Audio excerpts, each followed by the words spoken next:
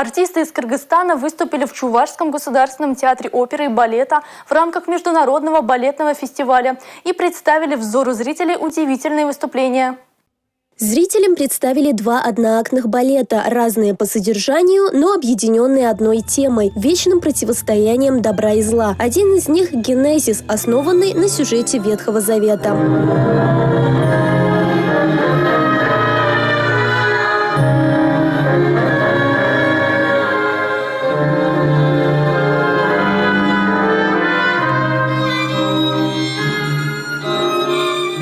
А вот балет «Оратория. Материнское поле» поведал непростую судьбу киргизской женщины Талганай, потерявшей в Великой Отечественной войне мужа и 3 сыновей.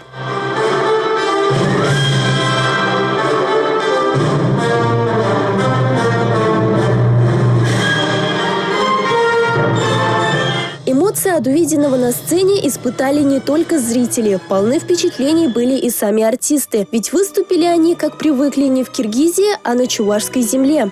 Мы очень взволнованы, потому что это большая ответственность показывать национальный спектакль за пределами нашей страны. Когда мы воочию видим другие спектакли, другие театры, мы наполняемся и перенимаем, может быть, некоторые какие-то изюминки, которые используют другие театры, другие труппы.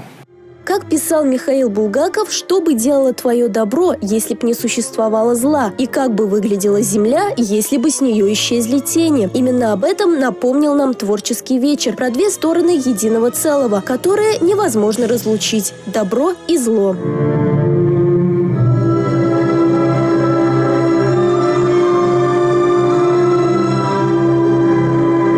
Милена Алексеева, Андрей Шоклев, Республика.